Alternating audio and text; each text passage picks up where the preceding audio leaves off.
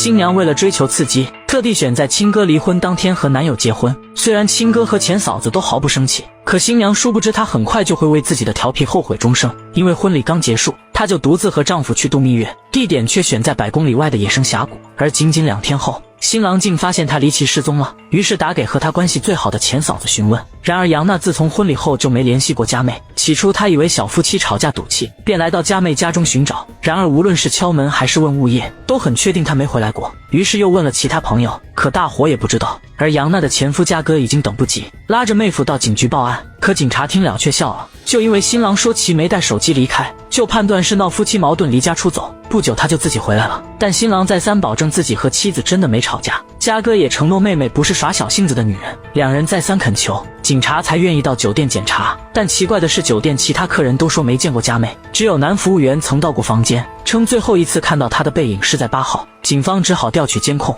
没想到杨娜一眼认出了佳妹，她失踪前一天竟和前男友在门口见面，于是立刻和警队找到其前男友追问，可对方一脸懵，表示他和佳佳确实见过，但他很抗拒，甚至要报警，所以他马上离开了。起初所有人都认为他在撒谎，但等警方调查发现他真的和失踪案无关，只好将他放了。另一边，新郎正在附近小镇发寻人启事，而佳哥考虑到妹妹恐高不会到山上，便在山下的公路周围找人。突然这时他看到一个熟悉的背影，立刻大喊妹妹的名字，但等对方转头发现是看错人了。最后一天下来，3个人都毫无线索。正当杨娜和前夫盘算明天怎么找人，警察突然称找到一具可疑尸体。佳哥鼓足勇气掀开帘子，但仔细一看并不是佳妹，这让他后悔不已。因为妹妹失踪那天曾给自己打过电话，但当时忙着上班没接，如今只能祈祷她还活着。到各个车站贴寻人启事，并找了些当地志愿者帮忙找人。结果一个住在山上的老大爷说，曾看到佳妹和一个男人上山，两人举止亲密，还背着相机。不过后来那女孩看起来很害怕。杨娜追问那男人长什么样，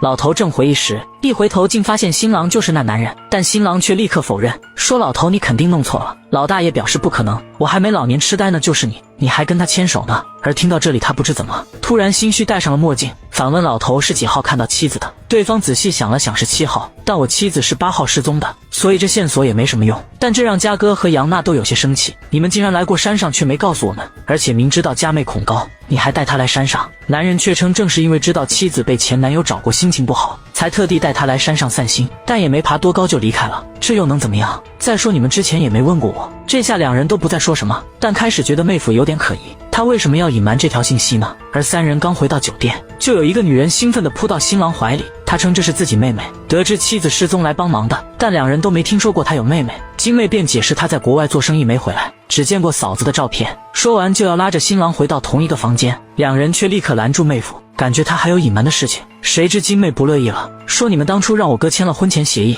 如果嫂子出意外，那财产的继承权只有他亲哥。佳哥瞬间火冒三丈，你这是什么意思？是在说我为了遗产杀了自己的妹妹吗？眼看两人要发生肢体冲突，新郎赶紧拉架，还顺势坦白，其实那天他和妻子从山里回来吵架了，就因为一个老同学发现自己结婚打来电话，所以他吃醋了。不过我们很快和好了。杨娜质疑他为什么到现在才说，他表示这不重要，不相信妻子会因为吃醋就离开自己，还号召大家要团结找人而不是吵架，两人这才离开。然而第2天，这个金妹突然主动上门说要道歉，说自己也是护哥心切，还拉着杨娜要去找个神婆看看。然而在路上，金妹却故意透露自己的哥哥是2婚，因为他的前妻跳楼自杀了。可一问到自杀的原因，他又表示自己也不清楚，就连神婆说的话也模棱两可，往地图上指了块地方说人在这里，但杨娜已经找过，这里没有人，让他总有种被拖延时间的感觉。而另一边，前夫和妹夫也毫无消息，一整天的时间又白白过去了。不料第2天，有志愿者突然收到消息，说当地一个当铺收到台可疑相机，3个人一眼就认出这是佳妹的。可等打开里面的照片，杨娜被吓了一跳，佳妹竟然去过瀑布，那里可是深峡谷啊！她质问妹夫到底怎么回事，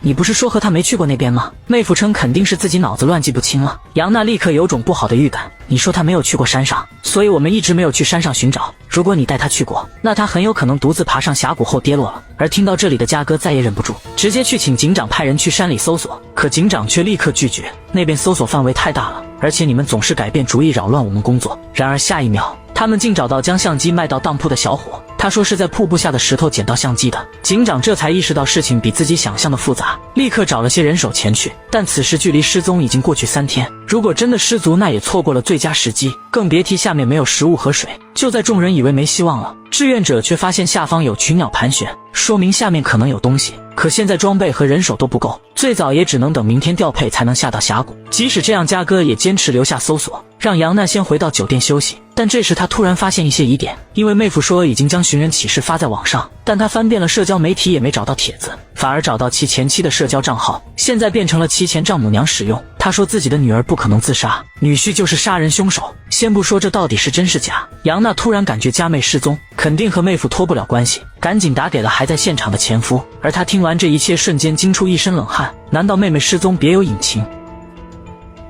女人上网却惊恐地发现自己的妹夫好像是个杀妻犯，因为妹妹刚新婚就离奇失踪了，而妹夫的前妻也是结婚不久就凉了。可妹夫的前丈母娘却说没有证据，迟迟不能将他定罪。起初杨娜是不敢相信的，然而很快她发现一直跟在妹夫身边的妹妹很可疑，她总是鬼鬼祟祟偷看自己用电脑查什么。当杨娜称怀疑妹夫是杀妻凶手时，对方想都没想就直接否认哥哥会杀人。但杨娜发现他一直在撒谎，他说是来帮哥哥寻找失踪的嫂子，然而行李箱上的托运日期是5号，早在嫂子失踪前就来了。惊慌的杨娜立刻将消息告诉了前夫，这让他瞬间不能自控，要去找妹夫问个明白。但杨娜却让他先冷静下来，不然打草惊蛇很难找到佳妹。嘉哥这才同意，并决定请妹夫和金妹两人吃饭。而杨娜趁机进入妹夫房间搜查，结果发现金妹的护照信息显示她真的不是妹夫的亲生妹妹。为了弄清到底怎么回事，他想打开金妹的平板，结果3番5次猜不中密码，反倒让金妹收到错误消息提醒。他立刻就赶回房间，刚好捉到没能离开的杨娜。杨娜直接摊牌了，将她和嘉哥所了解的一切都说了出来。金妹索性也不装了，承认自己就是个小情人，还将一切错误揽在自己身上，称是自己死皮赖脸非要跟来的，和男人没关系。而妹夫这时又改变了说法，称妻子失踪就是因为发现此事才赌气离开酒店，这让嘉哥再也忍不住，拉着杨娜就要去找警长报案。而妹夫突然害怕了，拦住他们解释自己没有杀任何人，前妻自杀完全是因为病痛折磨，自己不是杀人犯。见他情绪激动，嘉哥只好先谎称不会报警，这才和杨娜顺利离开，得以找到机会报案。很快两人就被换去做笔录，然而像提前串通好似的，他们都否认自己杀了佳妹，连细节上的说法都没有漏洞，最后只能先放人回酒店。不过今天就是救援队下山谷找人的日子了，当两人来找妹夫一同前往时，妹夫却称作笔录累了不想去，直到一旁的小情人提醒他才回过神来跟着去。可当救援队来到昨天可疑的地区检查后，却发现只有一头死去的野生动物，佳妹根本不在下面，这让嘉哥和杨娜十分疑惑，怎么会这样呢？而妹夫突然疯了一样笑出来，说我早就告诉你们她不在下面，你们却不信任我。偏偏这时救援队接到另外一起任务要离开，嘉哥很慌张，你们怎么说走就走？那我妹妹怎么办？但领队认为没有必要再搜索了。就在双方僵持时，下面的救援人员突然发现一个包，等拉上去一看，杨娜一眼认出这就是佳妹的。这下救援队没了离开的理由，随后去到下面最可能藏人的山洞，然而里面并没人，可一出来就发现地上有血迹，众人立刻沿着痕迹寻找，一时间所有人都屏住了呼吸。而妹夫却在这时突然自己离开了，只留下杨娜和前夫。杨娜突然想起佳妹最后一次出现在监控，她用的包和现在这只包并不同，所以妹夫一定撒谎了。但如果真的是妹夫将她推下山，又是怎么制造一直待在酒店的不在场证明呢？这让嘉哥一时也想不透。趁救援队还在搜索，他们回到酒店找到最后见过佳妹的服务员，结果他说当时只看到了后背，所以也无法确定那人到底是不是他。于是他们又翻出监控仔细检查，结果这次发现画面有一帧暴露了，女人根本不是佳妹，而是妹夫的小情人假扮的。而就在他们复盘的时候，妹夫已经紧锣密鼓和小情人收拾东西，但他却留下对方自己先走了。等警长随后来找人时，这才意识到不对，立刻发布了逮捕令，而女人也被带去审问。起初他还嘴硬不承认，但听到警长劝他为了这样一个男人值得吗？他再也绷不住了，只好坦白说其实自己喜欢上男人时，他还和前妻在一起呢。或许是前妻发现端倪，所以有天傍晚和男人起了争执，但男人并不知道自己还没离开，就眼睁睁地看到他将前妻推下楼，而他却将行车记录仪偷偷保存起来，并没有交给警察，还替他做了不在场证明。后来得知男人又再婚了，他不甘心擅自找了过来，男人似乎很害怕他暴露，但他却用他的犯罪证据要挟。